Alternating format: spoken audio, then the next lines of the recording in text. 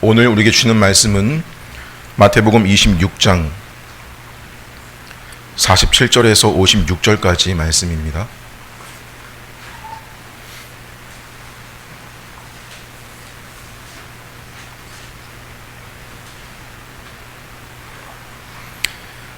마태복음 26장 47절에서 56절. 하나님 말씀을 들으십시오. 말씀하실 때에 12 중에 하나인 유다가 왔는데 대제사장들과 백성의 장로들에게서 파송된 큰 무리가 칼과 뭉치를 가지고 그와 함께 하였더라. 예수를 파는 자가 그들에게 군호를 짜 이르되 내가 입 맞추는 자가 그이니 그를 잡으라 한지라.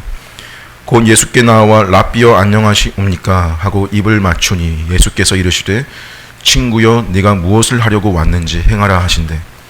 이에 그들이 나와 예수께 손을 대어 잡는지라.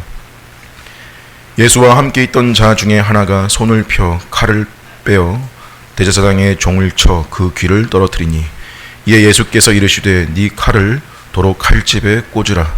칼을 가지는 자는 다 칼로 망하느니라. 너는 내가 내 아버지께 구하여 지금 12군단 더 되는 천사를 보내시게 할 수 없는 줄로 아느냐. 내가 만일 그렇게 하면 이런 일이 있으리라 한 성경이 어떻게 이루어지겠느냐 하시더라. 그때 예수께서 무리에게 말씀하시되 너희가 강도를 잡는 것 같이 칼과 뭉치를 가지고 나를 잡으러 나왔느냐. 내가 날마다 성전에 앉아 가르쳤으되 너희가 나를 잡지 아니하였도다.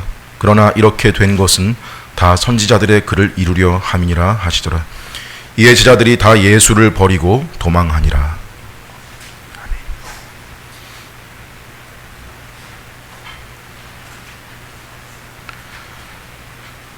지난 본문에서 예수님은 겟세마네에서 기도를 하셨습니다. 어떤 기도를 하셨냐면 하나님과의 단절이라고 하는 그 십자가에서의 죽으실 일을 앞두시고 할만하시거든 이 잔을 내게서 옮겨 주옵소서.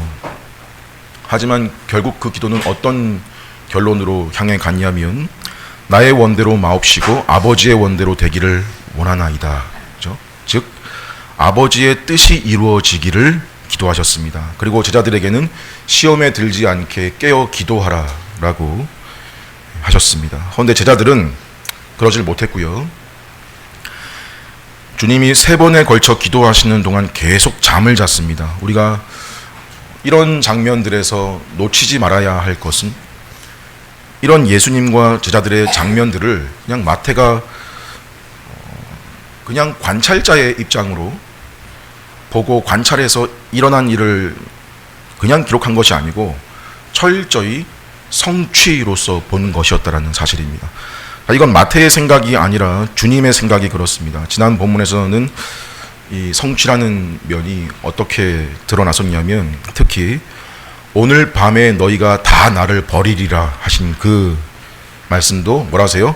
기록된 바 내가 목자를 치리니 양의 떼가 흩어지리라 라는 기록의 성취라고 직접 밝히시고 이어서 또 그러나 내가 다시 살아난 이후에 너희보다 먼저 갈릴리로 가리라 라고 하시면서 내가 하나님께 맞음으로 너희가 나음을 입었도다 라는 바로 일시에 배반하고 흩어지겠지만 나음을 입은 그런 공동체가 시작되는 과정인 것을 암시하신 것이에요. 그러니까 구약에 예언되어 있는 그 내용들이 이때에 때가 참에 다 성취될 것이라고 주님이 말씀하신 거란 말입니다. 그러니까 지금 주님 말씀의 의도는 자신이 체포되시고 죽으시는 이 일이 사람들의 계략과 제자의 배반으로 일어난 수동적인 사건으로서 당하는 것이 아니고 자신이 주도권을 가지시고 적극적으로 뭐를 하시는 중이시라는 거냐. 아버지의 뜻에 계획에 순종을 하고 계시는 중이다 라는 사실이죠. 그래서 제자들이 다 자기를 버리실 것도 아셨지만 데려가셔서 기도하라고 그렇게 하시고 격려하시면서 우리 지난주 보면 마지막에 어떤 말씀 하셨냐면 일어나라 함께 가자 보라 나를 파는 자가 가까이 왔느니라 라고 하시는데 47절에 이 말씀을 하고 계시는 중에 누가 등장하냐면 가룟 유다가 등장하는 거죠. 가룟 유다가 불과 몇 시간 전에 예수님과 예수의 마지막 그 만찬 자리에서 밖으로 뛰쳐나간 그 이후에, 그러고 나서 이 유다가 어디를 갔는지 오늘 뭐 이전 본문에 나와 있지 않지만 누구를 이끌고 왔는지를 보면 짐작 가능하죠. 거기 보면 대제사장들과 백성의 장로들에게서 파송된 큰 무리라고 그렇게 나와 있고요. 그들을 이끌고 함께 온 거예요, 가룟 유다가. 여기 대제사장들과 백성의 장로들은 앞에서 예수를 죽이기로 모의한 자들이었죠. 그들이 지금 자기들은 직접 오지도 않고 돈으로 매수한 예수의 제자 가룟 유다를 필두로 해서 예수 하나 잡자고 큰 무리를 보냈다고 하는데, 구체적으로 요한복음 18장 본문에는 그 큰 무리가 이렇게 소개되고 있습니다.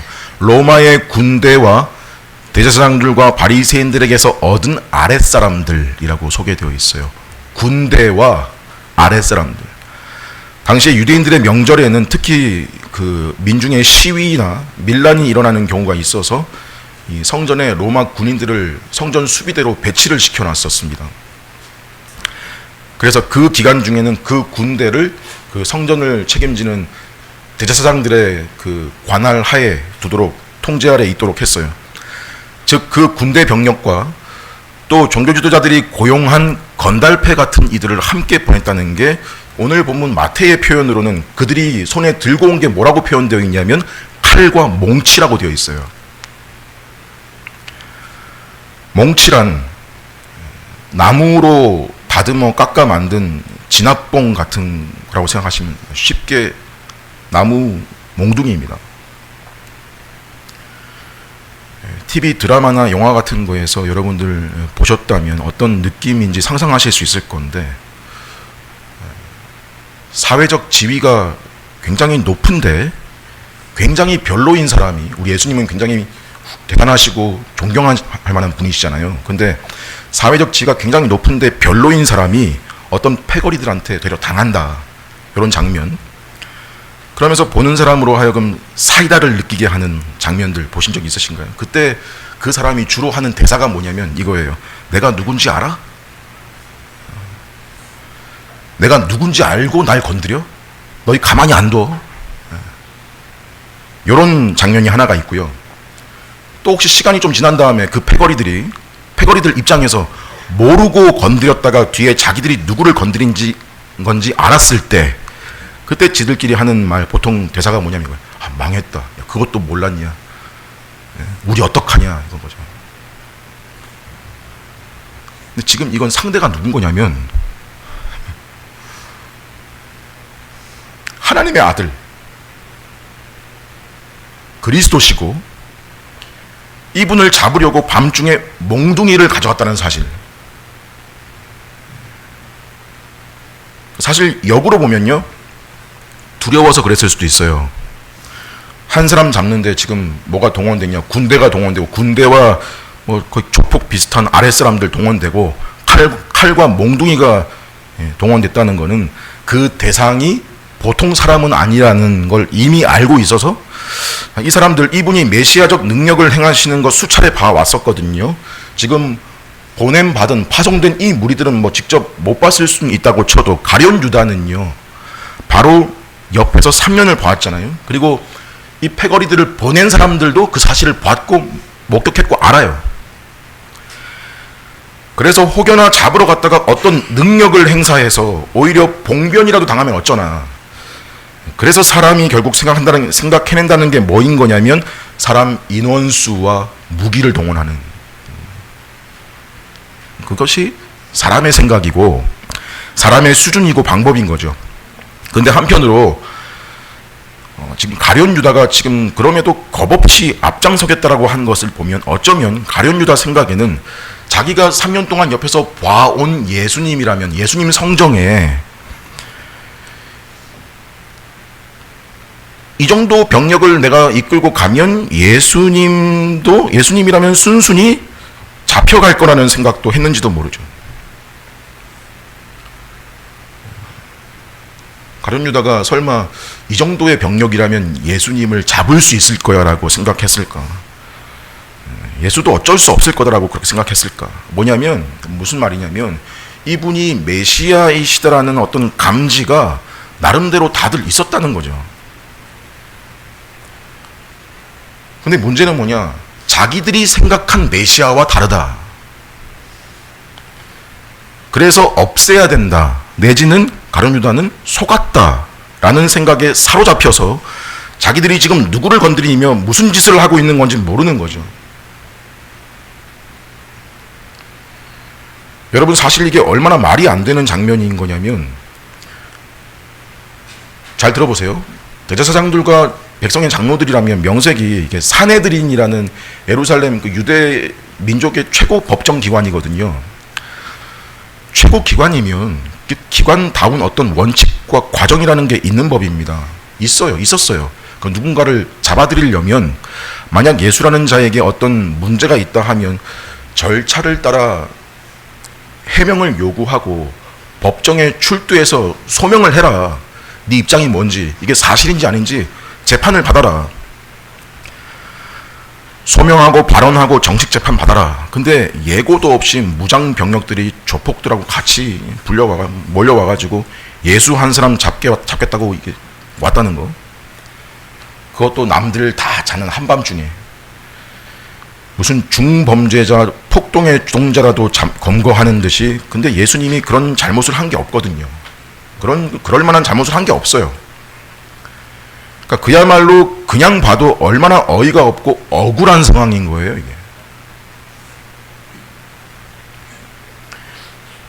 더군다나 그 선두에 3년을 함께한 제자가 선봉에 서서 찾아온 겁니다. 마태는 그제서야 확실히 알았겠죠. 아, 주님 말씀하신 그 너희 중 하나가 나를 팔리라. 그 너희 중 하나가 유다였구나. 죄였구나. 진짜 우리 중 하나가 주님을 팔았구나. 그래서 맨 앞에다가는 뭐라고 적었냐면 12 중 하나인 유다라고 그렇게 명시를 했고요. 그리고 그 다음부터는 뭐라고 적었냐면 유다 이름 아예 안 적고 예수를 파는 자가라고 소개를 합니다. 48절 맨 앞에 보면 이렇게 나와 있죠. 따라온 군인들과 무리들은 예수를 직접 보고 아는 자들이 아니어서 가룟 유다는 그들과 미리 군호를 짰는데, 군호가 뭐냐, 쉽게 사인이에요. 신호를 짜기를 내가 입 맞추는 자가 그다. 내가 입을 맞추면 그를 잡아라 라고. 예수님께로 가서 랍비여 안녕하십니까 하면서 입을 맞추지요. 안 본 지 얼마나 됐다고 안녕하십니까 인사로 입을 맞추는군요. 인사하는데 입을 맞춘다. 우리 생각에는 그게 좀 그렇다, 좀 더럽다 생각할 수 있는데, 이 유대 민족들의 그 사회에서 친밀함과 존경의 의미를 나타내는 인사법입니다. 이걸로 근데 유다는 신호를 삼아서 랍비여 안녕하십니까 마음에도 없는 인사를 하고, 그러고 끝내 이 유다 주님이라고 부르질 않았어요. 랍비여, 랍비 이렇게 부르죠. 여러분은 상대방의 어떤 호의가, 나한테 베푸는 어떤 호의가 겉으로는 호의인데 사실은 나를 찌르려는 거고, 내가 그걸 보통 모르는데요, 상대방의 의도를. 근데 내가 그걸 안다고 생각해 보세요. 나를 넘어뜨리려고 하는 게 속에 있다는 걸 알고 있다고 생각해 보면, 그럼 그 호의를 순순히 받아주겠습니까? 만약 그 입맞춤의 의미를 안다면 그걸 받아줄까요? 근데 주님은 그 입맞춤의 의미가 뭔지 다 아시면서 받아주시죠. 그러고 뭐라고 부르시냐면 50절에 친구여, 친구여 그러시고 네가 무엇을 하려고 왔는지 행하라. 자, 그를 친구라고 부르신 것은 어떤 의미냐면 아직 나는 너를 친구로 생각한다라는 이런 친근함의 여지가 아니고요. 마태복음 앞에서 20장 포도원 품꾼 비유에서 포도원 주인이 그 품꾼들을 일꾼들 드리면서 한 데나리온씩 주겠다라고 약속하고 포도원에 드리는데, 맨 마지막에 들어온 사람한테도 한 데나리온을 주고 똑같이 맨 앞에 온 사람한테도 한 데나리온 주니까 제일 먼저 들어온 사람이 부당하지 않습니까? 뭐라 그래요? 친구여, 내가 그리 하기로 했고 내가 그렇게 준다는데 뭐가 문제냐? 그랬던 대상이고요. 또 22장 혼인잔치 비유에서 예복을 입지 않은 사람에게도 친구여, 왜 예복을 입지 않았느냐? 똑같이 친구라고 불렀었죠. 좋은 말이 아닙니다. 뜻에 순응하지도 않고 대적하는 사람을 그냥 예의 있게 불러준 거예요. 친구라고. 자, 이건 다른 게 아니고 시편 41편 9절 말씀에 내가 신뢰하여 내 떡을 나눠 먹던 나의 가까운 친구도 나를 대적하여 그의 발꿈치를 들었나이다. 성취. 시편 55편 13절에 나를 치는 자가 원수가 아니다. 원수였으면 참았으리라. 나를 대적하는 자가 나를 미워하는 자가 아니다. 나를 미워하는 자였다면 내가 피하고 숨었으리라. 그는 곧 너로다. 나의 동료, 나의 친구요, 나의 가까운 친우로다. 우리가 함께 재미있게 의논하며 무리와 함께하여 하나님의 집 안을 다녔도다. 이 말씀이 가룟 유다로 성취된 것을 주님이 아시고 나를 치고 대적하는 친구로 그를 부르신 것입니다. 그러고 뭐라세요? 네가 무엇을 하려고 왔는지 행하라. 이 말은 너 하고자 하는 대로 해라. 그리고 그 무장하는 사람들이 50절 맨 끝에 보니까 보세요. 예수께 다가와서 예수께 손을 대어 잡았다. 예수께 손을 댔다. 손을 대어 잡았다. 왜 이걸 강조드리는 거겠어요? 감히 누구에게 손을 대어? 정말 사회적 지위가 높고 별로인 사람이 아니고 정말 누군데 누구한테 감히 손을 대요?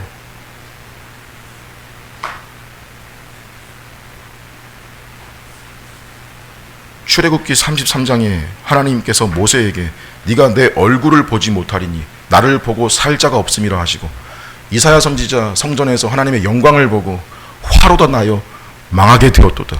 다니엘은 이상 중에 하나님의 음성을 듣고 엎드려 기절을 했다는데, 근데 이런 죄인들이 하나님이신 예수님께 손을 대어 잡는지라.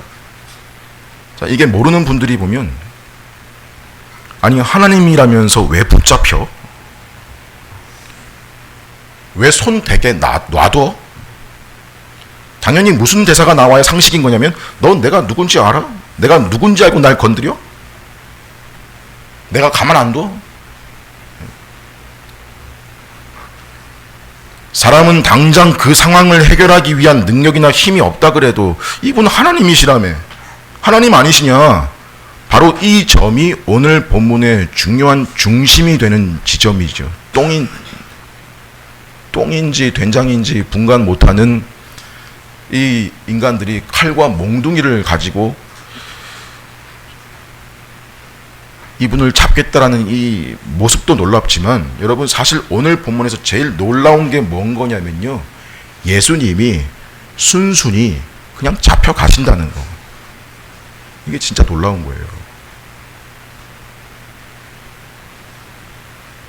유다한테 뭐라 그러세요? 너 하고자 하는 대로 해라.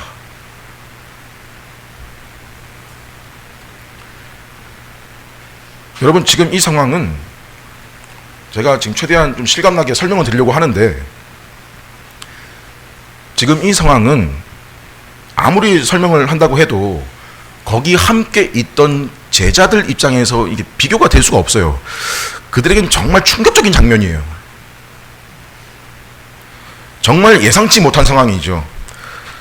자다가 졸다가 깨자마자 눈앞에 로마 군대와 건달패가 들이닥쳐가지고 자기들 주님을 잡아간다는데, 메시아이신 주님은 또 별다른 반응이나 대책이 없어 보이는 이 긴박한 상황에서 아니나 다를까 돌발 상황이 발생하죠.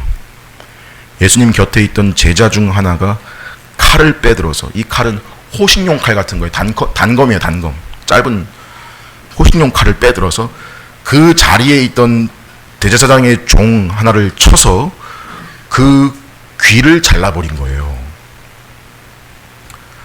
막 산만하고 정신없는 그 상황에, 긴박한 그 상황에 하나가 칼을 빼서 휘두르더니 한 사람의 귀를 잘라버린 거죠. 사실 이 행동은 이미 이 내용을 알고 있거나 우리가 이 내용이 말하는 분위기를 교회에서 들은 적이 있어서 그 느낌을 가지고 계신다면 이게 부정적인 행동이었다. 이게 잘못한 행동이었다. 이미 속에 인지하는 게 있겠지만 그런 뉘앙스로 사실 이 내용을 처음 접하거나 잘 모르고 볼 때는 이 행동이 여러분 꽤 괜찮은 행동이에요. 괜찮은 정도가 아니고 용기 있고 상대는 군대잖아요. 상대는 조폭이에요. 건달이에요. 상대가 안 돼요. 근데도 이렇게 했다는 것 대단한 용기고요. 의리 있는 거고요. 멋진 행동이에요. 정말 듬직해요. 내가 지금 잡혀가는 상황인데 날 위해서 칼을 빼들어서 이게 뭐 상대가 안 되는 게임이어도 해준다는 자체가 얼마나 고마운 일이에요. 이게 인간적으로. 그리고 이 칼을 빼들어 휘두른 사람은요 최소한 자기가 한 말은 지킨 거예요. 어떤 말? 뭐라고 그랬었냐면 모두 주를 버릴지라도 나는 결코 버리지 않겠습니다.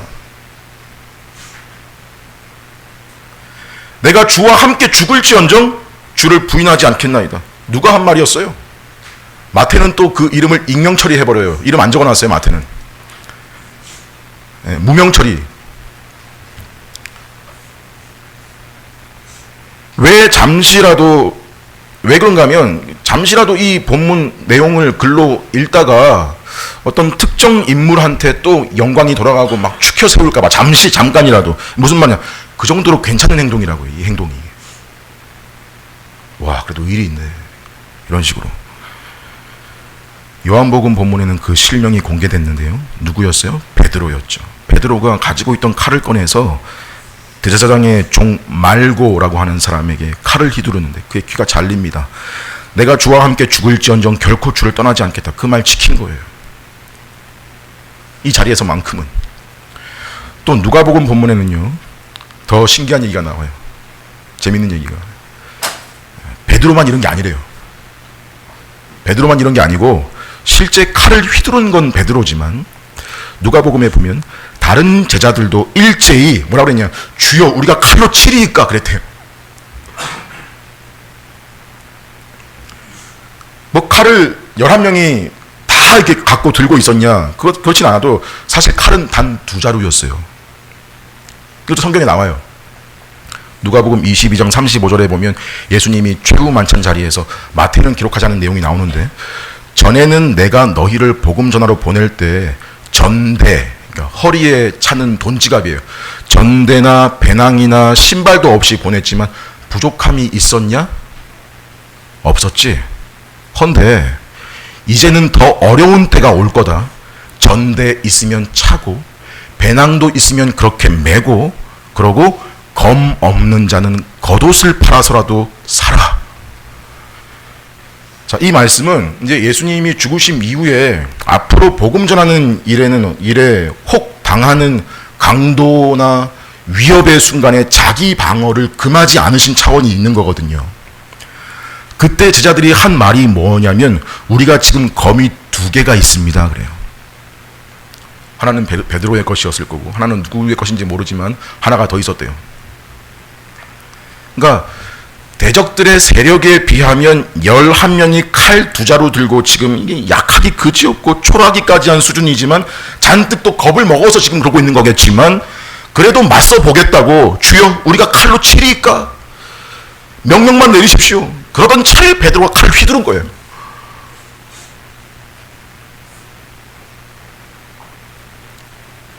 근데 예수님이 뭘 하시냐면 52절에 오히려 책망하시듯이 네 칼을 도로 칼집에 꽂으라. 지금 자기는 목숨 걸고 칼 꺼내서 용기 내는 건데 그럼 이들에게 고맙다 내지는 그래 못해도 네 맘 충분히 알았다라든지 이런 말을 하셔야 될 상황에 왜 칼을 다시 꽂으라 책망이 나오냐면 바로 뒤에 이 말씀을 또 하시죠. 칼을 가지는 자는 다 칼로 망하기 때문이다. 자, 이거는 칼을 가지는 자는 다 칼로 망한다라는 마치 속담 내지는 격언 같은 말씀처럼 하신 건데 이건 우리가 성경 말고 역사를 공부해 봐도 일반적인 현상 상식처럼 일어나는 일이에요. 그래서 속담화가 되는 거잖아요. 그러니까 이건 역사가 보여주는 열매고 그냥 하나님 법칙 같은 말이에요. 그래서 사실 베드로도 응당 지금 그 자리에서 칼을 썼으니까 바로 그 자리에서 그 패거리들이 하나를 건드렸으니까 로마 군인들의 칼에 죽어야 되는 수순이 맞는 상황인 건데 누가복음 본문에 보면 예수님이 말고의 귀를 고쳐주셔서 무마가 된 거죠. 칼로 승한 자, 칼로 망한다. 일종의 법칙입니다.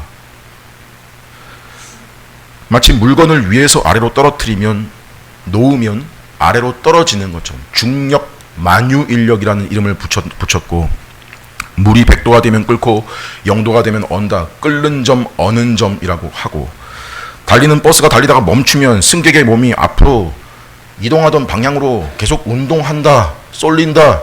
관성이라 그러고 자, 이런 세상에 작동하고 있는 자연 법칙이라는 것이 있듯이 또 뭐가 있냐?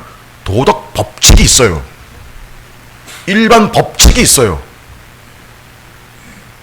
이 세상에는 그게 보이지 않지만 힘을 가진 법칙들이 있습니다. 대표적인 게 심는 대로 거둔다. 법칙입니다.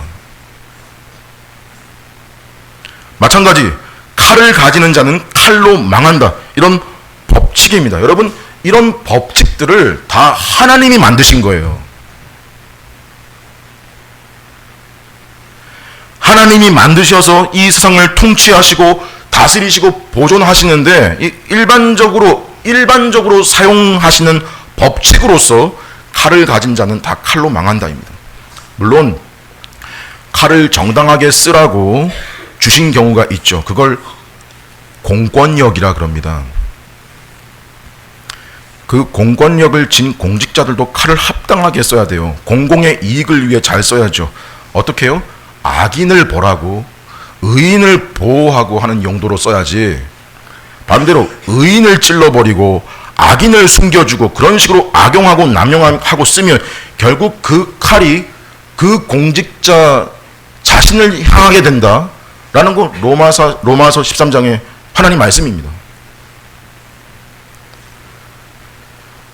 또 칼이 정말 부득이하게 허용된다면 어떤 경우가 있냐면 자기 방어의 경우가 있습니다. 가령 그 범위를 넓게 크게 본다면 전쟁이 발생한다. 현대 전쟁의 원인은 참 여러 가지고 복잡한 것이 현실인데 전쟁을 안 하면 그게 평화지만 반대로 이 평화를 지키기 위해서 전쟁이 불가피한 때가 있죠. 그러니까 이렇게 생각해 보면 됩니다. 또는 그러니까 악한 집단이 악한 세력 무리가 테러를 일으킨다. 우리가 사는 이 평화로운 이 사회 가운데 한 곳에서 테러를 일으킨다 한다면 어떻게 해야 돼요? 어떻게든 국가가 막고 소탕해야죠. 그걸 진멸시켜버려야죠. 개인적으로도 집에 강도가 들어서 가족들을 해코지하려고 한다 하면 어떻게 해요? 비폭력 무저항입니까? 강도를 사랑해야 되나요?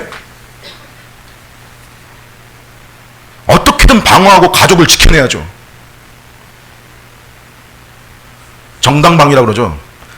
그거 다 하나님이 허용하시고 내신 원리입니다. 그런데 어떤 법은요, 그러다가 만약에 강도가 죽거나 강도가 다치면 강도의 인권이라고 그렇게 만든 집주인한테 되려 죄를 묻는다는데 그건 정말 자기들이 하나님보다 더 착하고 더 포용적이라고 까부는 자랑하는 몹쓸 법이죠. 그럼 생각해보면 지금 베드로가 칼을 빼들고 휘두른 것도 자기 방어 내지는 주님을 보호하기 위한 정당방위의 경우가 아닌가 생각이 되죠. 그렇잖아요. 근데 정작 주님 뭐라세요?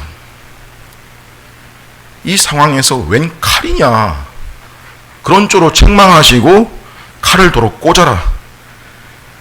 그래서 지금 이 본문은요, 이건 우리의 정당방위를 꾸짖으시는 게 아니고 그게 핵심이 아니고 다른 걸 꾸짖으시는 거예요.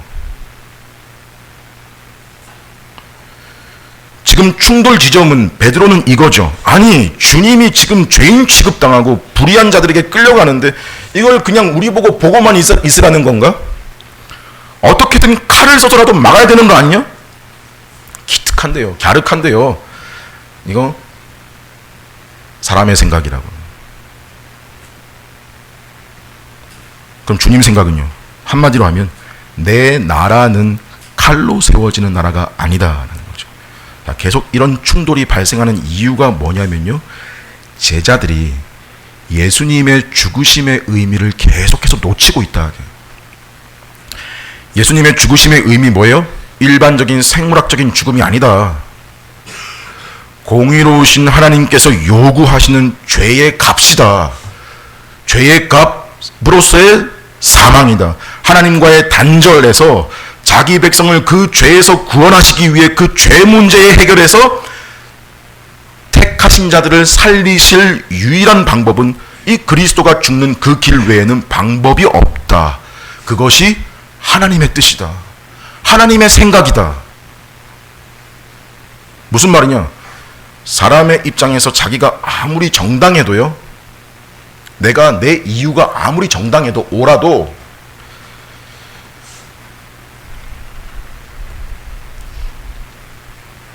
그것보다 더 큰 기준이 뭐냐? 바로 하나님의 생각이다. 하나님의 뜻이다. 지금 하나님의 뜻은 그리스도께서 사람들의 손에 넘겨져서 죽으시는 것입니다. 그러니 지금 베드로가 칼을 든 행동은 하나님의 뜻이 이루어지는 일에 전혀 도움이 되는 일이 아니고요, 오히려 방해되는 일이 되는 겁니다. 여러분, 베드로가요, 불과 얼마 전에 비슷한 상황이 있었어요. 마태복음 16장 가이사랴 빌립보에서 너희는 나를 누구라 하냐? 베드로가 주는 그리스도시요 살아계신 하나님의 아들이십니다. 이 신앙 고백 들으시고 주님이 첫 번째 순환 예고하시죠. 내가 예루살렘에 올라가 장로들과 대제사장들과 서기관들에게 많은 고난을 받아야만 하고 죽임을 당해야만 하고 제3일에 다시 살아나야만 하리라. 그때 베드로가 주님 붙들고 항변하여 꾸짖어 이르되 주여 그리 마옵소서. 이 일이 결코 주께 미치지 아니하리라. 사탄아, 내 뒤로 물러가라. 너는 나를 넘어지게 한다. 네가 하나님의 일을 생각하지 않고 도리어 사람의 일을 생각하는도다. 여기서 사람의 일을 생각한다 할 때 생각한다라는 말은 사고 방식, 사고 체계, 가치관을 말하는 거예요. 가치관 하면 이게 뭐냐면 어떤 사건이나 현상이나 사물을 바라볼 때 그걸 바라보는 그 순간, 그 즉시 그 사람의 생각이 흘러가서 어떤 결론에 도달하는 과정, 체계를 말합니다. 딱 보는 순간 반응하는 내 생각의 길, 어떤 결론에 도달하는지의 과정, 즉 그거에 있어서 너는 아직도 하나님의 뜻을 고려하지 않고 사람의 생각이나 관점에서만 생각하고 있다, 이 말입니다. 베드로의 생각은 뭐예요? 주님이 죽으면 안 된다입니다.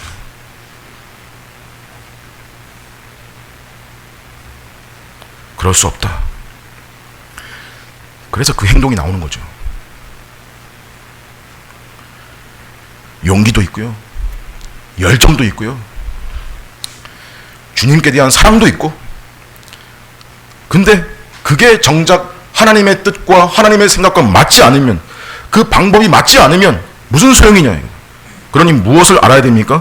사람 편에서의 정당함, 사람 편에서의 이유, 내 정당함, 사람의 열심 등등이 하나님 나라와 그리스도의 교회를 세우는 것이 아니다.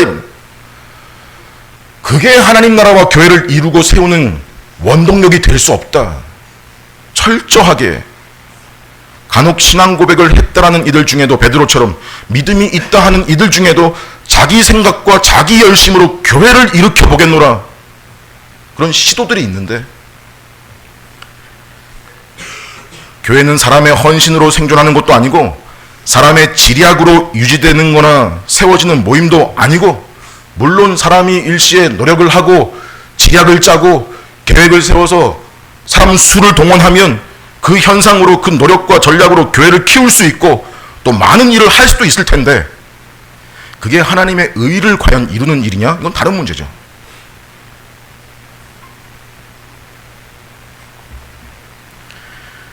그래서 무슨 말씀으로 이어지냐면 53절에 너는 내가 지금 내 아버지께 구해서 12군단 더 되는 천사를 보내시게 할 수 없는 줄로 아냐?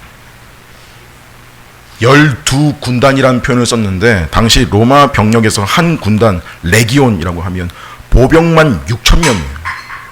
보병만. 기병은 더 있어요. 그럼 보병 6,000명으로 치면 천사 12군단이면 거의 7만 8만에 육박하는 천사들을 동원 못하겠냐? 내가? 무슨 말이에요? 내가 지금 너더러 내 경호를 해달라는 게 아니다. 너에게 하라고 한 것은 이렇게 시험에 들지 않게 기도하라 하지 않았냐? 내가 정말 나를 지켜줄 병력이 필요했다면 내가 천군 천사들을 동원했을 거 아니겠냐? 내가 지금 힘이 없고 대항할 능력이 없어서 이렇게 끌려가는 것이 아니다.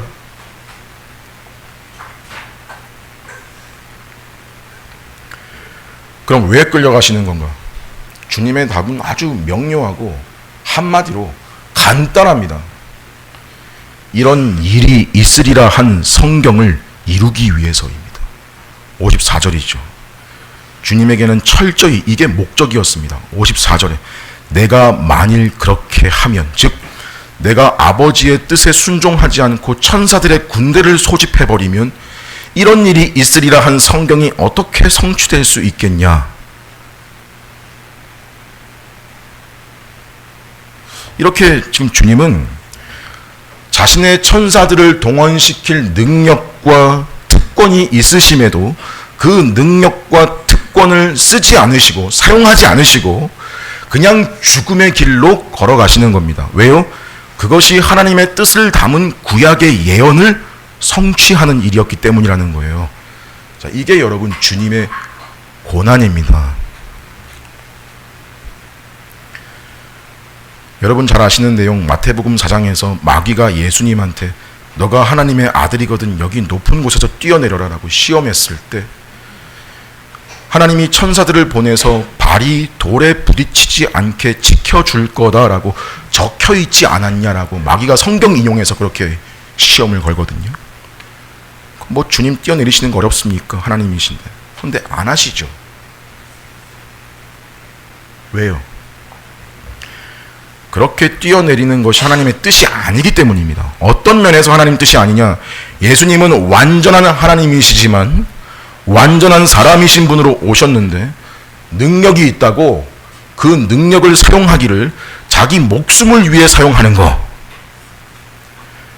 이분의 사람으로서의 목숨은 하나님의 시간표에서 언제를 향하고 있는 거냐면 공생의 3년차 6월절 그날 밤 크로노스의 때 십자가 위를 가리키고 있기에 자신의 목숨을 위해서만큼은 자신이 가지신 어떤 권능이나 특권을 행사하거나 사용하지 않는 것이 하나님의 뜻인 거예요. 어떻게 하세요? 안 뛰어내리시죠. 기록되었으되 주 너의 하나님을 시험하지 말라 하였느니라. 그게 주님 생애 내내 보여주신 일관된 태도였습니다. 칼이 필요한 거였으면 내 가진 권능과 특권으로 천사를 동원했을 것이다. 하지만 나는 그렇게 하지 않는다. 나는 그저 성경에 기록된 대로 간다. 이게 주님의 태도죠. 나는 그저 성경에 기록된 대로 간다.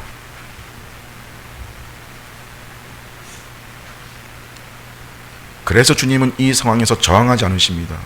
잡힐 이유가 없습니다. 범죄를 저질러서 숨으신 적도 없습니다. 숨지 않으셨어요. 그런 적이 없어요. 진짜 죄목이 있었으면 지난 며칠간 맨날 매일 성전에 나오셔가지고 가르치실 때 그때 와서 잡을 수도 있었어요. 근데 이제 와서 마치 강도 잡는 것처럼 밤에 칼과 몽치를 가지고 와서 나를 잡으려고 하냐라고 하시면서 마지막 56절에 이것도 다 결국 무엇인 거냐면 다 선지자들의 글을 이루려 함이니라라고 하십니다.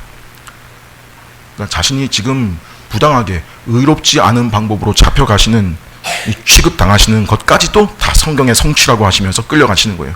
그리고 결국 마지막에 어떻게 마무리되냐면 이에 제자들이 다 예수를 버리고 도망하니라 로 끝이 납니다. 그러니까 다 뭐예요? 앞과 뒤가 다 약속과 성취, 예언과 성취예요. 이것도 앞에서 하신 말씀, 오늘 밤에 너희가 다 나를 버리리라 기록된 바 내가 목자를 치리니 양의 떼가 흩어지리라 하신 말씀의 성취이죠.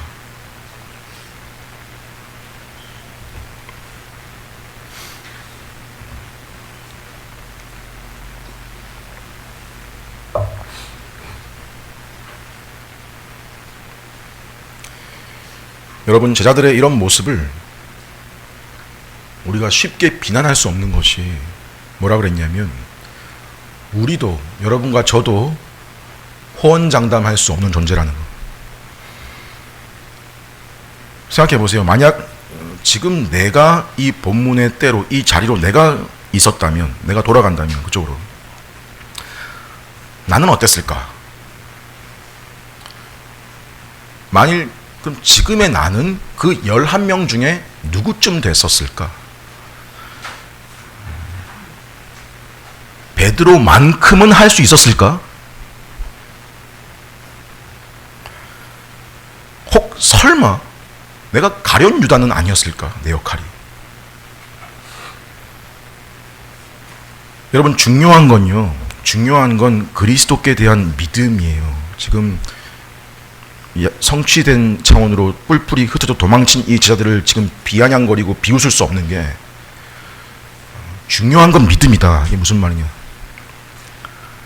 이 믿음이 참되냐 그렇지 않느냐에 달려있는 문제예요. 참된 믿음도요, 참된 믿음인데 강한 믿음과 약한 믿음이 있어요.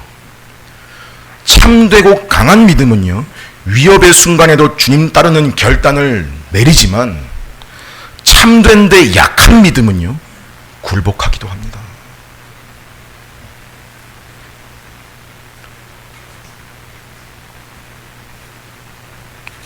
이게 뭐 우리가 굴복하는 걸 합리화하기 위한 대로 끌고 가면 또 문제죠. 근데 이 결정적인 순간에 주님을 부인해도 구원에 지장이 없다? 그런 말은 아닌 거고요. 참된 믿음이라면 내가 부인했다라는 사실로, 내가 결국 도망쳤다라는 사실로 고민하고 고통스러운 시간을 보낼 것 아니겠습니까? 하지만 참된 믿음은 결국 어떻게 되냐? 진정 뉘우치고 돌이켜서 주께로 돌아와 더 굳건한 믿음의 양상을 드러내게 됩니다. 가룟 유다를 제외한 11명의 제자들의 모습이 그러했어요. 돌아와서 주님 가신 길을 자기 생 다하는 날까지 따라갑니다. 오늘 본문에서 우리 보고 주님 가신 길을 따라가라고 하는 건, 일단 주님이 그리스도로서 지금 십자가를 지러 가시는 그 길은요, 우리가 따라갈 수 있는 길이 아닙니다. 여러분, 나를 따라오라 하셨지만 지금 이 본문의 현실에 이 주님 가시는 길은 우리가 따라갈 수 있는 길이 아니에요.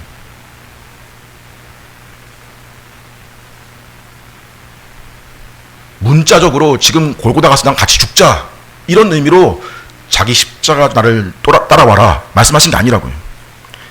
그 길은요, 죄의 문제를 해결할 수 있는 유일한 분으로서 가시는 길이에요. 그래서 지금 아무 죄가 없으심에도 그저 순순히 끌려가시는 장면을 우리 상황에 그대로 대입시켜서 우리도 모든 경우에 이렇게 해야 되는 거냐라고 하면 우리는 살 수 없을 것입니다. 우리 사는 현실은 훨씬 복잡해요. 그래서 지금 주님이 보여주신 모범은 우리 보고 너가 어떠한 악에도 대항하지 말고 어떠한 악도 무조건 다 감내해라. 너가 다 지고 다 양보하고 다 감내해라. 집 주인이 월세 올리겠다 하면 다 감내해라. 이런 말이 아니라고요.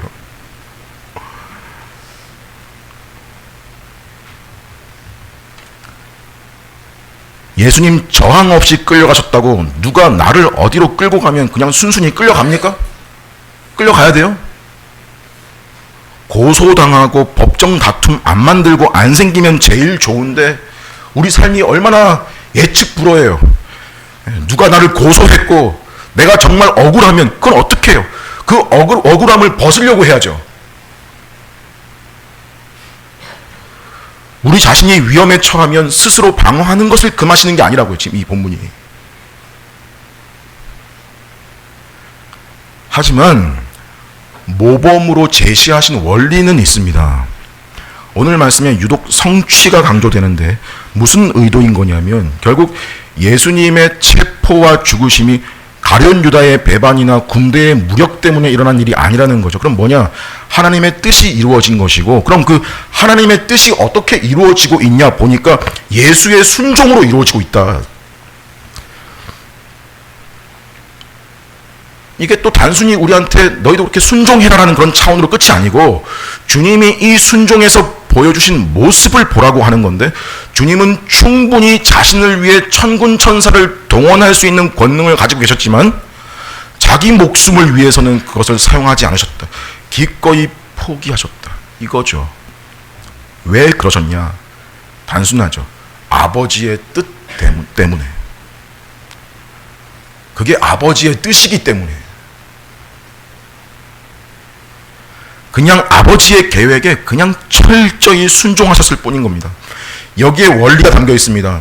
하나님 뜻 때문에 자신의 이유와 권리와 권한을 사용하지 않고 도리어 하나님께 네 자신을 내어 맡길 수 있겠냐?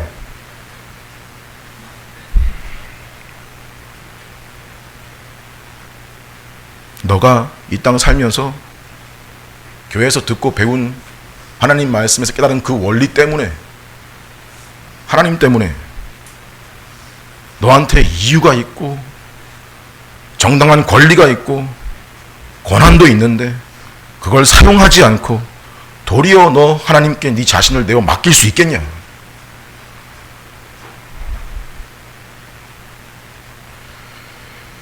여러분, 그럼 오늘 우리에게 하나님의 뜻이 뭐냐? 마태복음 7장에 나더러 주여 주여 하는 자마다 다 천국에 들어갈 것이 아니요 다만 하늘에 계신 내 아버지의 뜻대로 행하는 자라야 들어가리라. 여기서 내 아버지의 뜻대로 행하는 것이 뭐냐면 그 앞에 나오는 내용들이에요. 뭐였냐면 이런 것들이에요. 네 형제에게 원망 들을 만한 일이 생각나거든 먼저 가서 형제와 화목하고 그 후에 와서 예물을 드려라. 간음하지 마라. 너희가 너희를 사랑하는 자를 사랑하는 것이 무슨 상이 있으리요? 너의 구제함을 은밀하게 해라. 용서해라. 용서하려고 해라. 은밀한 중에 보시는 네 아버지께 기도해라. 먹고 사는 문제로 염려하지 마라.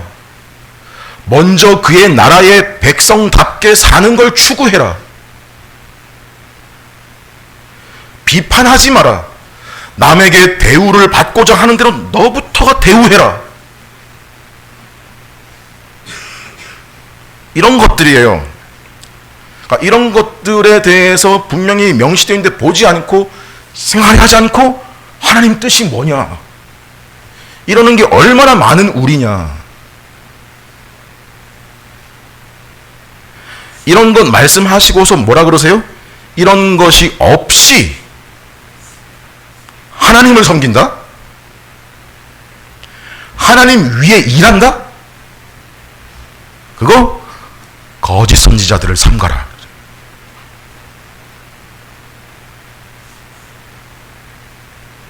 그들의 열매로 그들을 알지니 이와 같이 좋은 나무에 좋은 열매가 맺히고 나쁜 나무에 나쁜 열매가 맺힌다. 그 유명한 열매 이야기가 나오죠. 이 열매를 좀 더 설명드려 본다면 여러분 좀 더 구체적으로 열매로 그들을 알지라. 그 열매, 참된 믿음에서 나오는 일종의 그 사람의 습관 내지는 성향 같은 것들이에요. 사람에게서 이 습관이 강하게 나타나기도 하지만 연약한 모습을 띠기도 합니다. 중요한 것은 이 습관, 성향이 있냐 하는 거예요. 있으면 구원받는 것이고 없으면 구원이 없는 겁니다. 참된 믿음이 있어서 그 믿음이 드러내는 성향, 습관. 그럼 내가 그런 습관을 가지면 되겠네. 사람의 의지 문제가 아니고요. 더 근원적인 문제입니다. 가지가 포도나무에 붙어 있으면 포도 열매를 맺듯이 참된 믿음에 뿌리 내린 사람은, 주님께 붙어 있는 사람은 그 습관 또는 성향을 지니는 겁니다. 앞에서 나열드린 그런 내용들이요. 습관처럼, 성향처럼. 근데 이런 습관 내지는 성향 없이 내가 주를 위해 뭐를 했다, 교회를 위해 뭐를 했다, 귀신을 쫓아냈다, 많은 권능을 행했다, 다 거짓이라고 하십니다. 하나님의 뜻에 대해서 한 군데만 더 보면 로마서 12장 2절 말씀에 너희는 이 세대를 본받지 말고 오직 마음을 새롭게 함으로 변화를 받아 하나님의 선하시고 기뻐하시고 온전하신 뜻이 무엇인지 분별하도록 하라. 이러고 뒤에 무슨 말들을 하냐면요, 그리스도 안에서 한 몸 된 지체의 이야기를 하시는 거예요.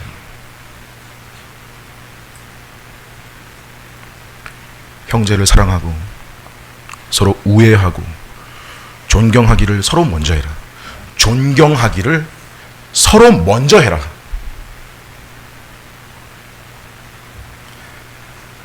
부지런하여 게으르지 말고 열심을 품고 주를 섬겨라. 소망 중에 즐거워하며 환난 중에 참으며 기도에 항상 힘쓰며 성도들 쓸 것을 공급하며 손 대접하기를 힘써라. 너희를 박해하는 자를 축복하고 저주하지 마라. 서로 마음을 같이하고 높은 데 마음 두지 말고 도리어 낮은 데 처하며 스스로 지혜 있는 체 하지 마라. 너희가 친히 원수 갚지 말고 하나님께 맡겨라. 그냥 하나님 믿어라.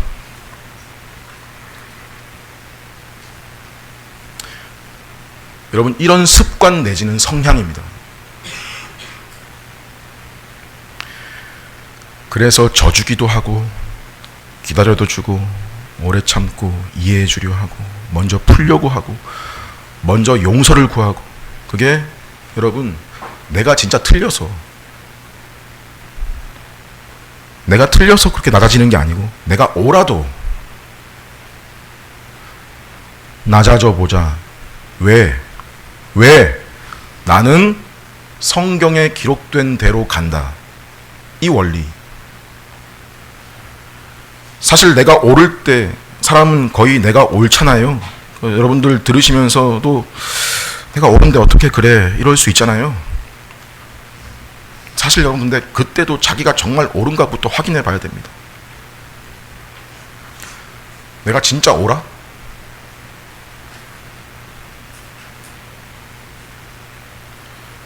혹 지금 나는 나의 옳음을 증명하기 위해서, 내 옳음을 정답으로 만들기 위해서 내가 지금 칼을 쓰고 있는 건 아닌가? 너가 지고 하나님께 맡겨봐라. 정말 하나님을 믿어봐라. 정죄하고 보복하려는 옛 습관, 칼 말고 너가 나한테 붙어 있어서 맺히는 그 열매가 있나 없나 봐라. 어디서요?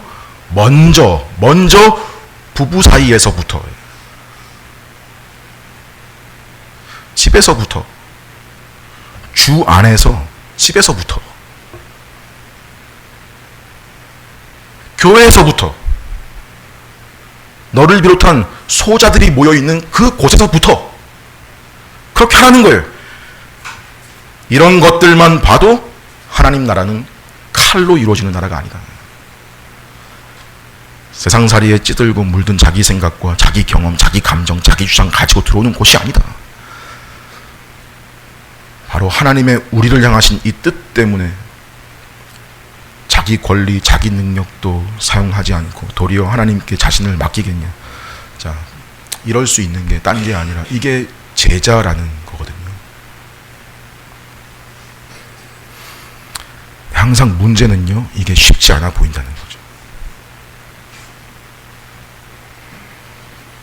하지만 믿음이 크든 작든 여러분 강하든 연약하든 이미 신자는 그걸 추구하고 소원하며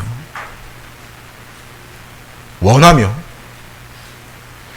그것이 되지 않을 때 가슴 아파하는 자들입니다. 그래서 그들의 아주 주요한 특징이 뭐냐면 여러분, 기도입니다.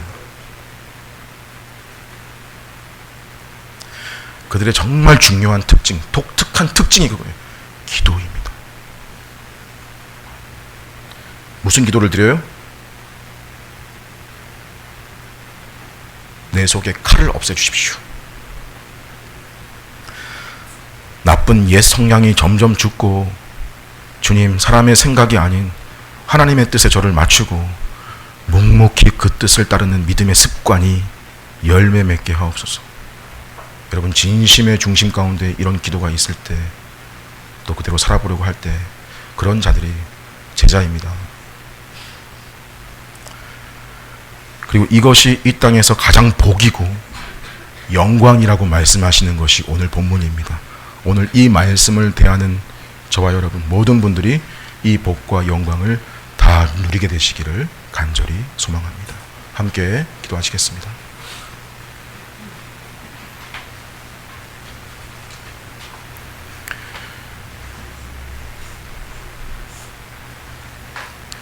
하나님 아버지, 주님이 하나님의 뜻을 위해 잠잠히 순종하신 것을 통하여 제자가 누구이며 어떻게 이 땅을 살아가야 할지 알려주시니 감사합니다. 우리가 주님과 같이 하나님의 뜻 때문에 나의 힘과 권리를 행사하지 않고 도리어 하나님께 나 자신을 거룩한 산 제물로 드리는 자들이기를 바랍니다. 이를 위해 우리가 이 세대를 본받지 말고 하나님의 선하시고 기뻐하시고 온전하신 뜻이 무엇인지 분별하기를 바랍니다. 우리 속에 있는 세상의 방법과 기준들을 버리고 우리 또한 주님과 같이 성경에 기록된 대로 믿고 행하고 살아가서 우리 안에 하나님의 자녀된, 주님의 제자된 참 기쁨과 즐거움이 충만하게 하옵소서. 예수님의 이름으로 기도합니다. 아멘.